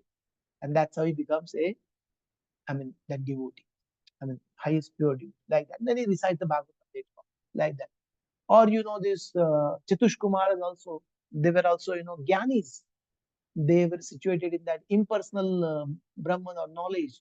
But when they smell the tulsi, the fragrance of tulsi coming from the lotus leaf of the lotus feet of the Lord, and that enters into their nostrils, for the first time they experience the verse in Bhagavatam, which they experience a transformation. They have never experienced it before, and they get a higher taste. And that's that point onwards, they become the pure devotees. Or even in the Chaitanya Charitamrita, the famous example of Keshav Kashmiri. Sarvabhaum Bhattacharya. Yes, Sarvam Bhattacharya. Keshav Kashmiri also, yes, you can say he was a poet or a Jnani, Pandita. He becomes a pure devotee later, especially Sarvam Bhattacharya, because he was Brahaspati. He's having all the impersonal knowledge, and he's fighting with his brother-in-law, Gopinath Acharya, about this, whether Lord Krishna, Chaitanya Mahaprabhu is Lord Sri Krishna himself or not, etc., etc. But the same Jnani, having the Jnani, he's giving Vedanta Sutra 7-day explanation to Lord Chaitanya Mahaprabhu, and then we know that pastime. So that Sarvabhauma Bhattacharya becomes a pure devotee later on. And then when Lord Chaitanya Mahaprabhu once brings a prasadam from morning darshan in the Lord Jagannath's temple, without taking bath, this Jnani, without taking bath, Suchi, he's just eating that prasad because he says prasad should be honored immediately, whatever state it may be, it will not affect. So that is beyond the rules, all the rules of, karma kanda, etc. So like that, many examples we see. Even those Prakashananda Saraswati in the Banaras, when Lord Chaitanya Mahaprabhu goes there, he converts all of them, the Jnanis, into the pure devotees. So that was my point about the Mad Bhaktim Labhate Para. Okay. So difference in understanding of the ultimate goal of the Jnanis and the devotees. So Srila Prabhupada writes in the first paragraph. To the impersonalist, achieving the Brahmabhuta state, becoming one with the Absolute, is the last word. But for a personalist or pure devotee, one has to go further to become engaged in the pure devotion. Means Brahmabhuta Prasannatmana Sochitina Kankshati. That is ultimate for them. But for devotees, it is not enough to know Aham Brahmasmi. That Atma has to be engaged in the service of the super Atma, super soul. That is the devotional service. One has to come to Mad Bhaktim Labhate Par. So therefore, Gita verses they say, Bahunam Janmanam Ante Jnanavan Mam Prapadate Vasudeva Sarvamiti Samatma Siddhi. So after many births, if it doesn't have an association, it may take many births for a Jnani to come to the platform of pure devotional service. And then what is the status of the pure devotee? This means that one who is engaged in pure devotional service of the Supreme Lord is already in a state of liberation called Brahma Bhuta, oneness with the Absolute. Without being one with the Absolute, Supreme, the Absolute, one cannot render service unto him. This is qualitative oneness, we all understand this, right? In the Absolute conception, there is no difference between the served and the servitor. Yet the distinction is there in a higher spiritual sense. So this is Achintya Bheda. Second paragraph. So, in the material conception of life, one works for sense gratification, there is a misery. But in the absolute world, when one is engaged in pure devotional service, There is no misery. Na sochati na kankshati will be explained now. The devotee in Krishna consciousness has nothing for which he laments or desires. Since God is full, a living entity who is engaged in God's service in Krishna consciousness becomes also full in himself. He is like a river cleansed of all the devote. Because a pure devotee has no thought other than Krishna, he is naturally always joyful. He does not, he is prasannatma, he does not lament for any material loss or aspire for gain because he is full in service of the Lord. He has no desire for material enjoyment because he knows that every living entity is fragmental part and parcel of the Supreme Lord and therefore eternally a servant. And how is Samasarveshu Bhuteshu? He does not see in the material world someone as higher and someone as lower. Higher and lower portions are ephemeral, and the devotee has nothing to do with ephemeral appearances or disappearances. External body. For him, stone and gold are of equal value. This is the Brahma Buddha stage, and in this stage is attained very easily by the pure devotee. In this stage of existence, that stage of existence, the idea of becoming one with the Supreme Brahman and annihilating one's individuality becomes hellish. The idea of attaining the heavenly kingdom becomes phantasmagoria, and the senses, like the serpents whose poison teeth are broken. This is a verse by Prabodhananda Saraswati, our Vaishnava Acharya, who says, Kaivalyam Narakayate, means Kaivalya means merging in the effulgence, Brahman effulgence, becoming one with the Lord, is the hellish idea for the devotees. Right? As there is no fear for a serpent with the broken teeth, there is no fear from senses when they are automatically controlled. The world is miserable for the materially infected person, but for a devotee, that world is as good as Vaikuntha or the spiritual sky. The highest personality in the material universe is no more significant than an ant for a devotee. Such a stage can be achieved by the mercy of Lord Chaitanya, who preached pure devotion service in this age. Okay. I wanted to cover the next one also, but it will take some time. So maybe we'll just stop here and we'll continue next time onwards. So, Prabhu, you asked me to remind about starting class tomorrow at 11. because tomorrow again there is a Snani, there is a Gundija Marjanam in temple. Is it possible we can take class at 11? I mean, we can start our discussion at 11 o'clock. Anybody is having any major objection or problem? Otherwise, we can start at 11 o'clock and go up to 1 o'clock. And maybe if required, because today we almost covered 37, 38 to 54. So now what is remaining is the Sharanagati, 18.66, those very important verses, 56 to 66. And the last 12 verses, they are about, Arjuna's realization and Sanjay's realization. They are not so, we can do them very quickly. So maybe tomorrow itself we can complete our Bhagavad Gita. So is it okay if we can start at 11 o'clock? And if required at all, maybe we can extend for 10-15 minutes. I'll try to complete by 1. But otherwise we can, because otherwise we have to take again another class next time, then another discussion. Probably it is okay if we can complete tomorrow, but I'll request Arun Prabhu that don't have the OBG immediately on next week as soon as it happens. Allow at least 1 week. Because if you complete tomorrow, then they will immediately ask for OB. Okay. No, I'll tell him that. I'll tell even your Adi Bhagwan Prabhu also, I'll tell him, give them some time like that. I'll request from myself. Okay. So any questions or any comments on what we discussed today about starting from the Sukham in the mode of goodness, happiness in the mode of goodness, till we completed, then we discussed Varnashrama system and how in Varnashrama system one has to rise slowly from Sakama platform to the Nishkam Karma Yoga. And then we also discussed some of the verses related to the Jnana Yoga. Yamuna Vilas, yes. Hare Krishna Prabhuji. I have a question regarding Varnashram system. Like, as a practicing devotees, like, is it required that we should, because we are doing some jobs, like maybe we are working as an engineer or different profession. Yeah. So it may not be like as per our nature, or it's sometimes it's very difficult to identify our own nature and ashram and whatever the categorizations are there. So what we should do, Proji? Like, that's my question. Should we think about which ashram or which varna I am, and then act according? Because ultimately, whatever we are doing for, like, of course, we should try to do it for Krishna. So I am a bit confused on that, Proji. Yeah. So this is a typical question from devotees. So ashram is very much known to us, whether we are married yet, not yet married, we are student, we are brahmachari, we are grahastha, we are retired, vanaprastha. We all know that. But varnas, there is a confusion always, because we don't know whether we are having brahmana tendency, kshatriya tendency, because right from the childhood we have been trained, everybody is trained to become engineer, doctors, etc., etc. So there's always a confusion. So for us, we cannot go back to that original varnashrama system. It's very, very difficult. Because in original Varnashram system in Vedic times, generally a